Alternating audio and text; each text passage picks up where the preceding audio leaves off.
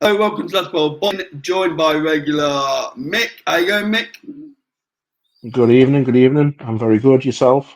Yeah, I'm all good now. Favourite topic of you on tonight? AJ versus Jake Paul. I know you think it's fight of the year. Sorry, I tried to get out about laughing.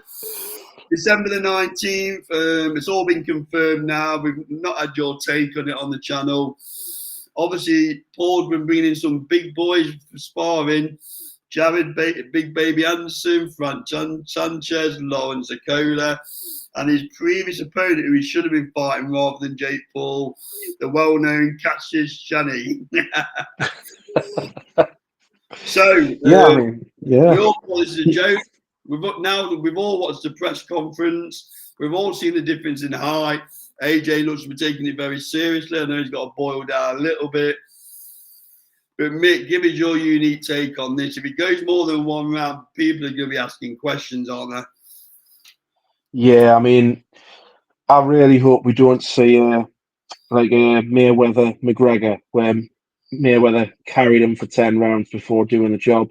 This needs to be a conclusive, I mean, even more conclusive than the Ngannou fight for me. At least with Ngannou, you could argue he's a world champion in combat sports. Yeah. Do you know what I mean? So this needs to be less than 3 minutes. I mean, even Usyk come out, didn't he? Was it yesterday or earlier today? And said if Anthony Joshua wants, he could kill this guy.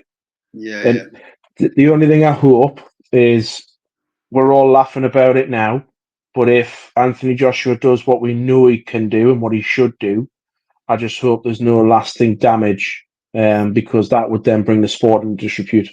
Yeah, I've got a little bit of respect for Jake Paul outside the ring when he's got his suit on, promoting female fighters, he's earning them big purses, starting to take a few male fighters under his wing now and earning them good money as well. So outside the ring, I think he's very good at what he does. You can't fault him for generating his income and the business is done.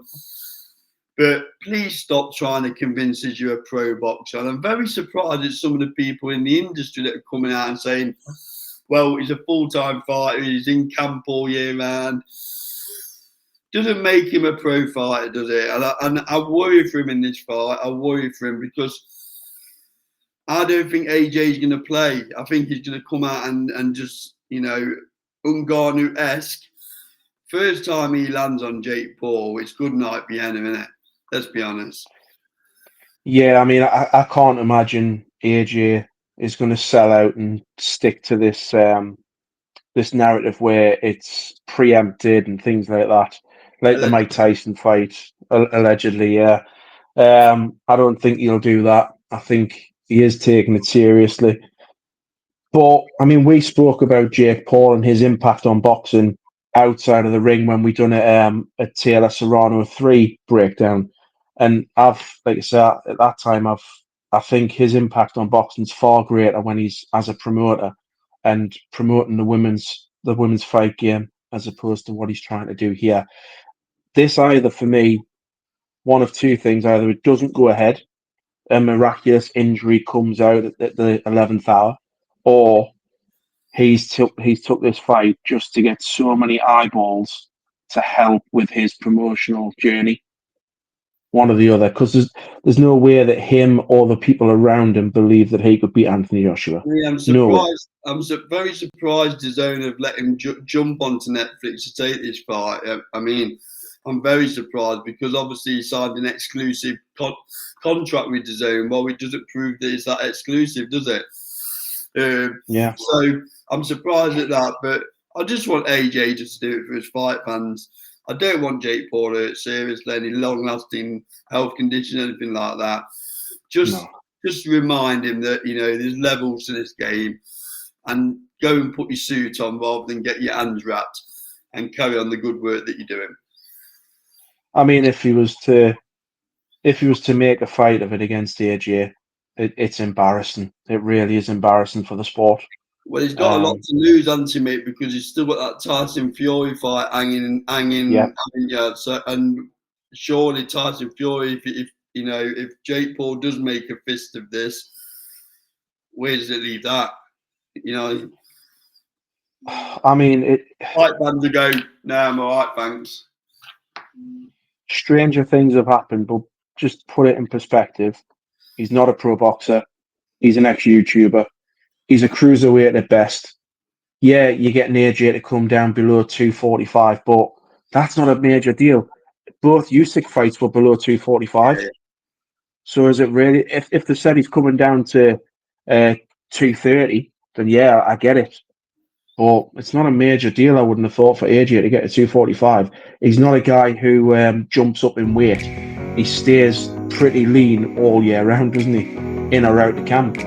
So I can't imagine that being a big ask. There's massive numbers though, right, Mick? Massive numbers.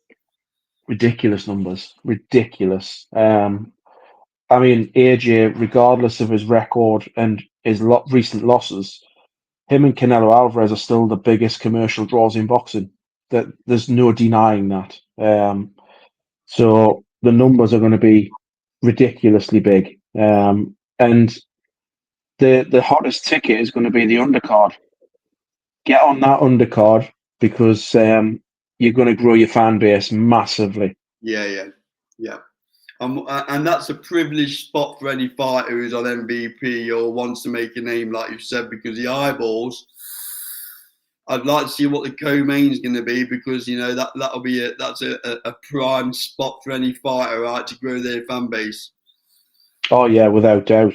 But just going back to the sparring partners, the one that really gets me is Lawrence Okoli. Yeah, I think, wow, the history he's got with AJ obviously was managed by 258. Yeah, he split from 258 when he left Matchroom as well. The reason but why still, boxing was Anthony Joshua by all accounts as well. Yeah. And now he's plotting his downfall. Do you know what I mean? It says everything you need to know about Lawrence Okoli's management in recent years, right from going to boxer. Now he's obviously with Queensbury, but the reasons that he left and went to boxer in the first place, left Matchroom, left 258, was feeling undervalued, etc., thinking he was worth more. And his career went downhill from there, really. Lost his title. Has been very lackluster since, to be honest.